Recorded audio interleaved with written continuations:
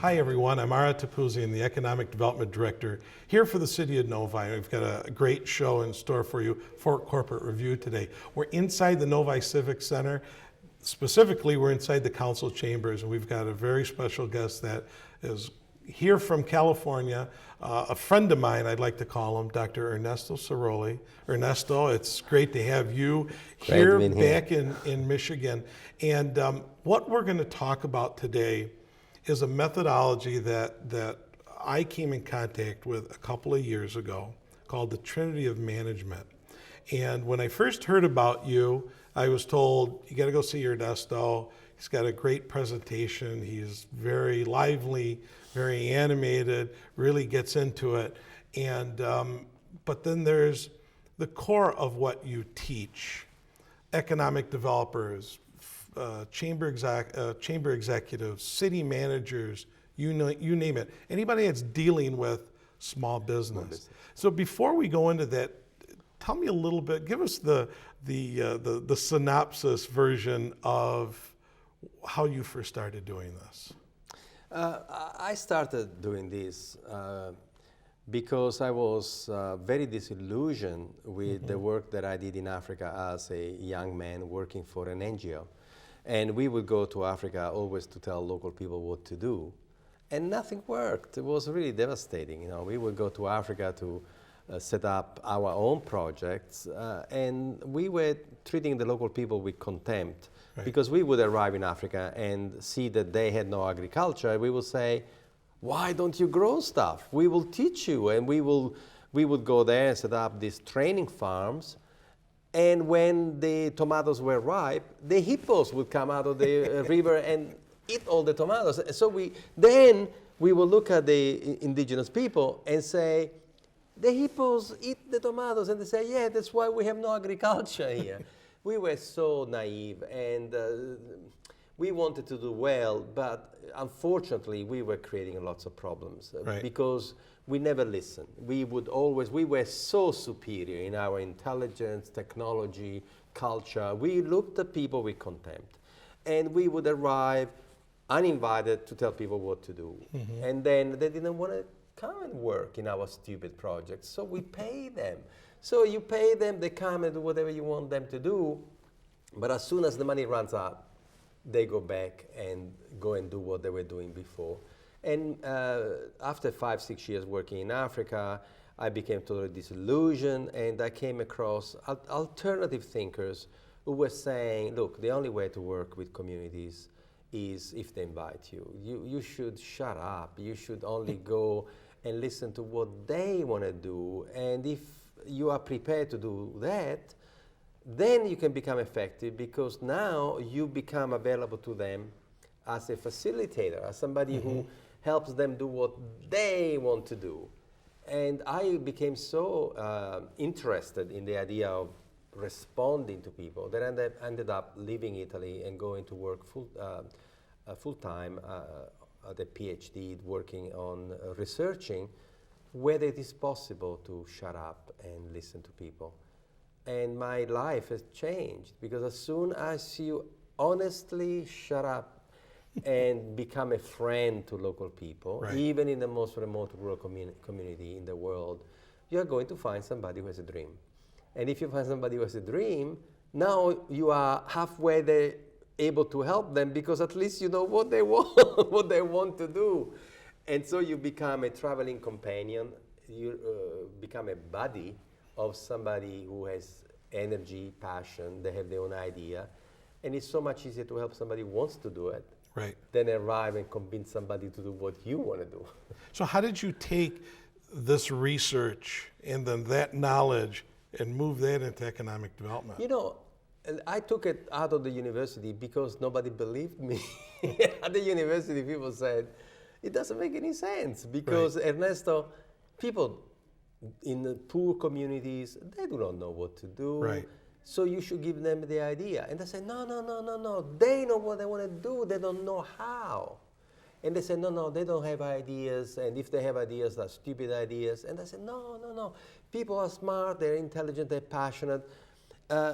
What we should do is to stop pushing our own methodology, our own idea. And so people said, look, prove it.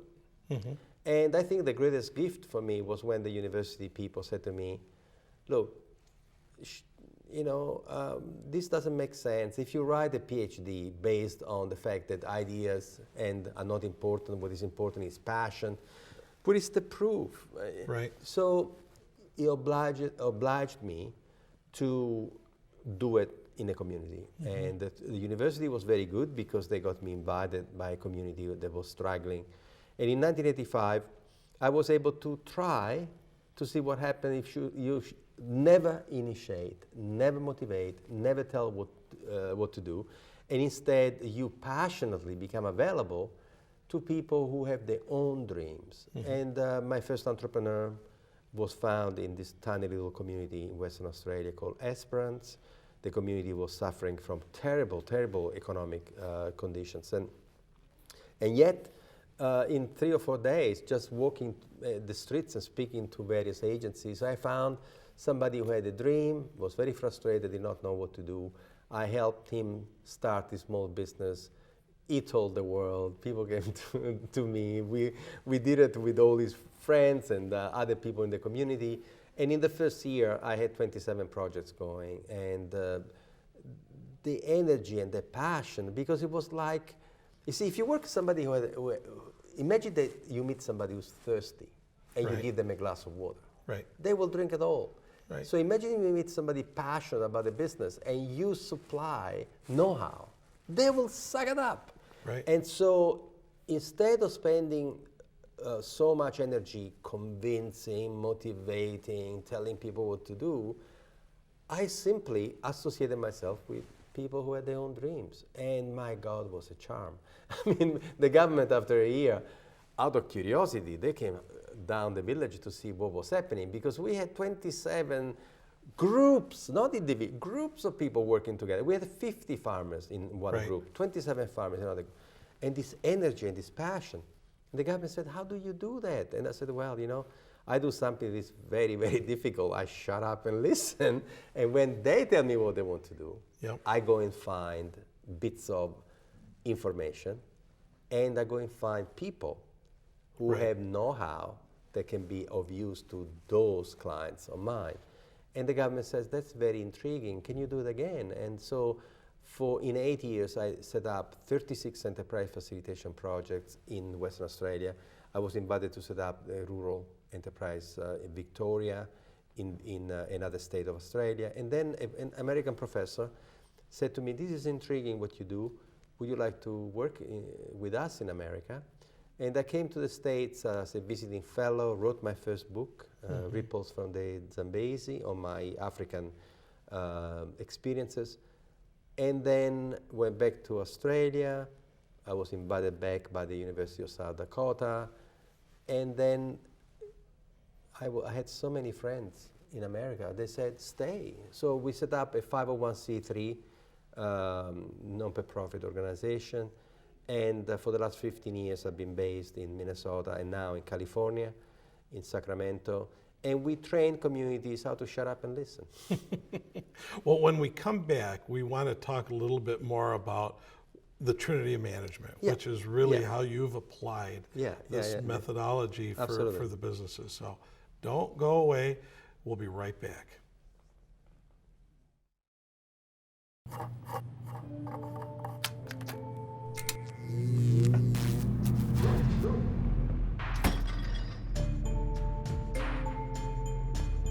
Traditional light bulbs actually generate 9 times more heat than light. Switch to Energy Star light bulbs, and you'll realize just how much cash you are really burning through. Saving energy saves you money. Learn more at EnergySavers.gov. All right, give me a spot. You know my motto, safety first. They could be dangerous. I think we should call animal control. Animal control? To be safe. Don't worry. I got this. It's a new motto. You don't have to be perfect to be a perfect parent. There are thousands of teens in foster care who don't need perfection. They need you. Welcome back. I'm Ara Topouzian, and I'm here with Dr. Ernesto Sirolli. And we were just talking to Ernesto about really the background and the research and all of what led up to you forming a 501c3, the Sirolli Institute.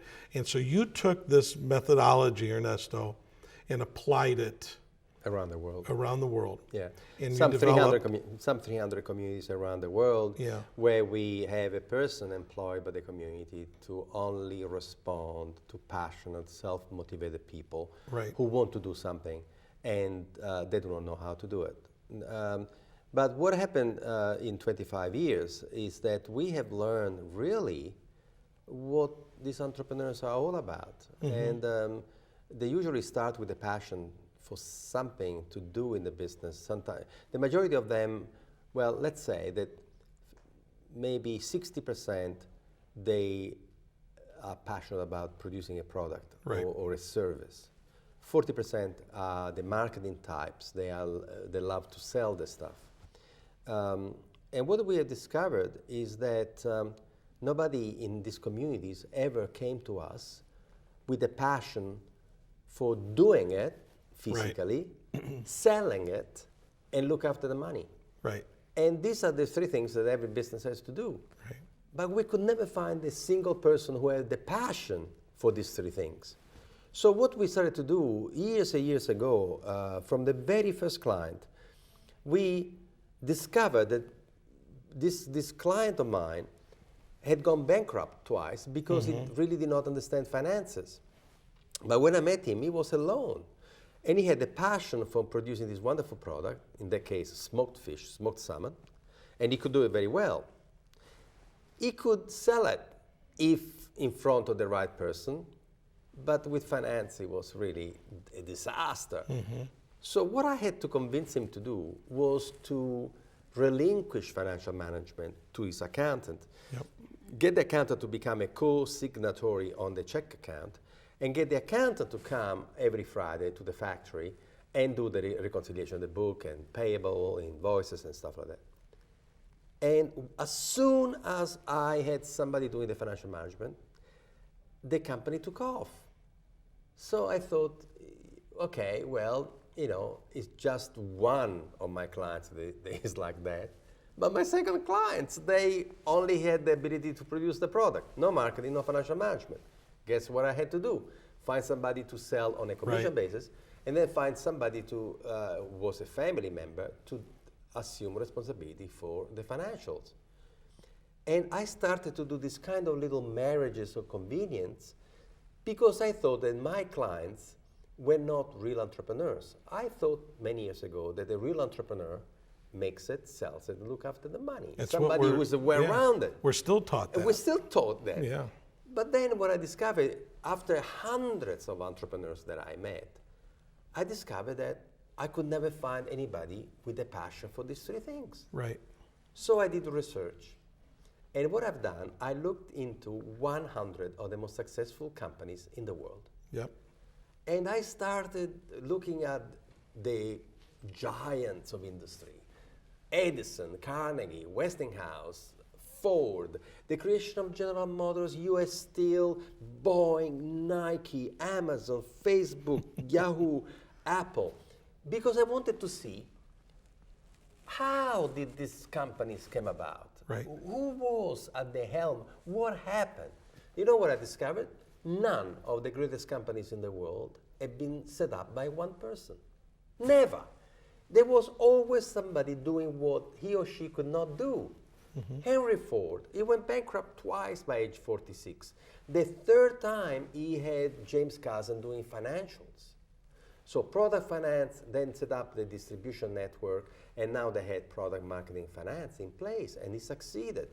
Every colossus of industry, I have found the name who was next to him and who was capable of saying no.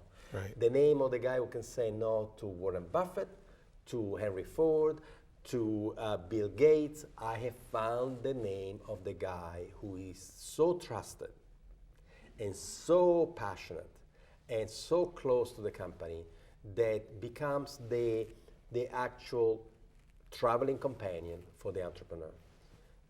Why the companies were not set up by one person is because the personality to do it is different from the personality to sell it, and is different from the personality to look after the money.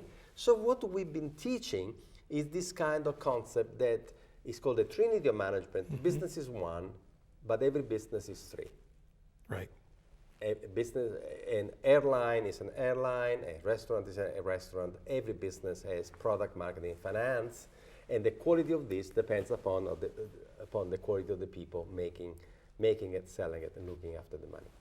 As soon as we teach entrepreneurs never to go into business alone, they flourish. Sometimes they say, my God, my best friend that just lost a job with Intel, and she's a marketing person, and she wants to work with me, and I say, no, I don't know. She can pay for herself 10 times over by selling my stuff if I give her 20%. So what we are doing, we are taking solid management principles to the grassroots in blue jeans, sitting with people in the kitchen table to say, what is that you love to do in the business? Don't try to learn to do books if you are sick in the stomach after 10 minutes doing books. Right. Because if you hate it, you're going to postpone it. You're never going to do the books. You're always the last thing they do. And you are going to fall on that sword, the fact that you don't understand finances. It's common sense, really, and people respond very, very, very well to it. And we, as you know, you were one of the participants, we ran a 2.5-day course in Michigan a year and a half ago. And the first alumni, the first group of people who did the course are so interested, loyal, they're convinced that this methodology should be shared, that have been invited back. And as you know, we have had a wonderful meeting yesterday, also in Auburn Hills. And the interest at many, many levels, universities, government, is there. So hopefully this methodology will start to gain some traction. Well, and it's needed. It's so much needed. I mean, I'm coming in contact with small business on a daily basis. And I shared with you a year and a half ago that I took the methodology, the Trinity of Management, and luckily had a couple of different businesses that I sat to meet with.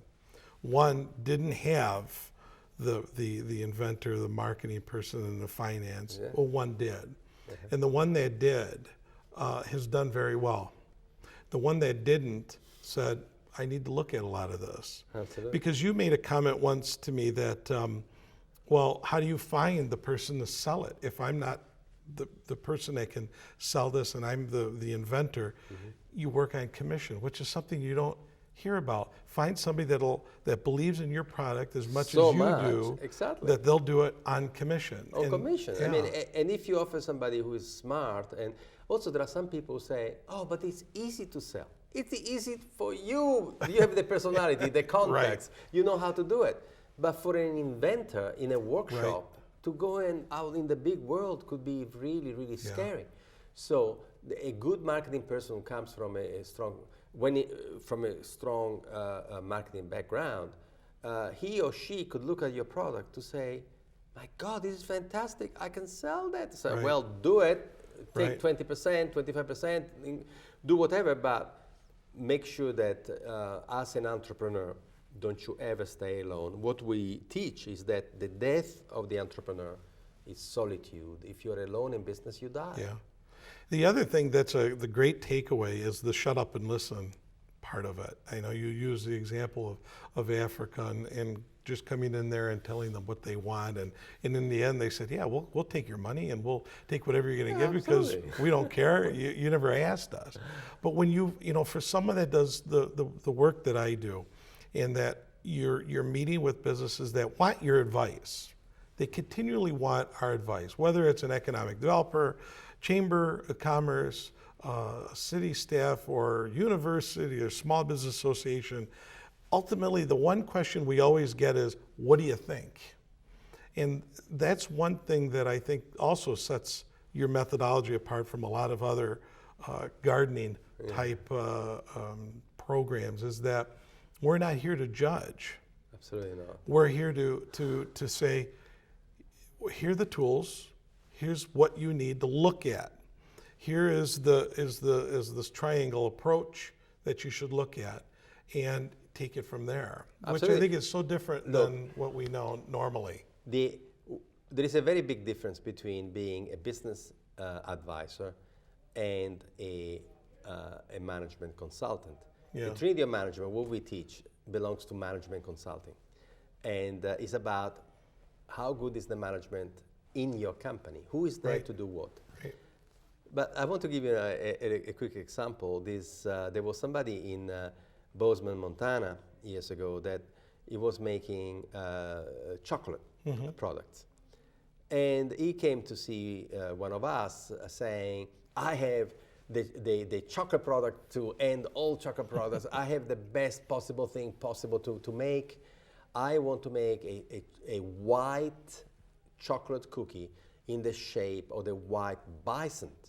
Because the white bison, the white buffalo, is this unbelievable lucky symbol for the American Indians. And so what I want to do, I want to create this white chocolate cookie in white chocolate in a plastic bag with at the top something that talks about this tradition that when it is a new white buffalo being born somewhere in America, all Right. the American chiefs go, the tribes, they go in pilgrimage because it's such a lucky charm.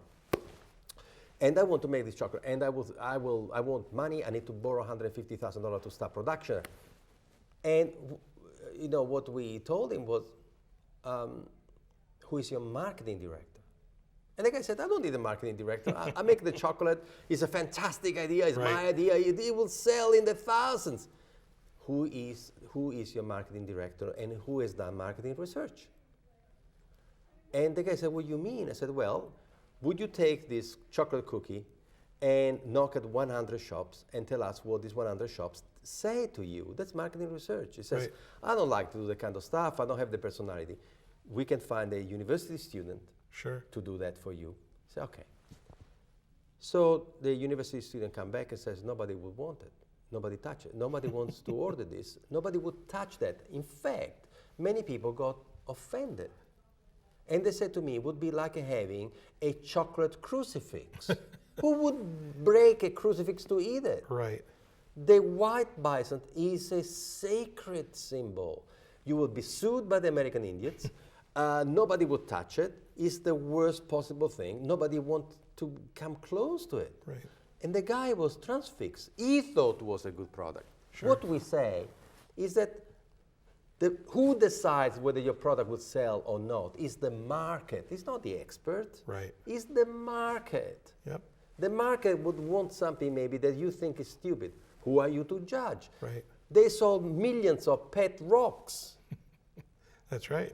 And you know, if you would have gone to a business advisor to say, should I mortgage my house to produce a rock with two plastic eyes glued on the pebble? Right. The business advisor will say, you crazy? You want to mortgage your house to go and produce pet rocks? And pet rocks sold in the millions. So it's never the advisor, it's the market that decide.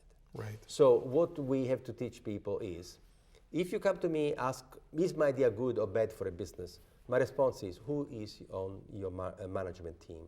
Because if you have a phenomenal marketing person, a great financial manager, and you are producing a product with dedication, could be that you are going to succeed even if the product is not unique, even if the product is not that phenomenal. So is the market. The Trinity of Management concentrates on the fact that you should never do what you hate in the business. We teach that entrepreneurs who succeed only do in the business what they love, but they are so smart that they surround themselves with people who love to do what the entrepreneur doesn't like to do. They do the rest. And as soon as you form the team, you will see that the business will pick up. But this is an evolving management team. You can start with friends and families. You could discover that they needs to be, you know, replaced when they come to the limit of their expertise. Management is never ends. Companies constantly evolve, but we believe that if you at least know that it's more than one person doing it, Right. you are in better shape. Right. So if folks want to get more information, because we could talk about this Forever. forever, and I think we've run out of time, Ernesto, but what's the web address for your website? It's my name, Sirolli, SIROLLI.com. And there's tons of videos, obviously. I've So seen much them stuff. and good Hours, stuff on there's there. some 60 hours of videos there with all sorts of interviews with people doing this, clients, enterprise facilitators, Trinity of Management practitioners. And also there are 2 books on Amazon under the name Sirolli. One about the African experience and the other one about Trinity of Management. And so, yes, people should, if they want to know more, there is plenty of information available. Awesome. Thank you, Ernesto. Thank It's you. always Thank a you. pleasure. Nice seeing you. Thank you. That's all the time we've got for today. If you'd like more information on Ernesto, Sirolli.com. If you'd like more information about Novi's economic development plan, investnovi.org. Until next time, take care.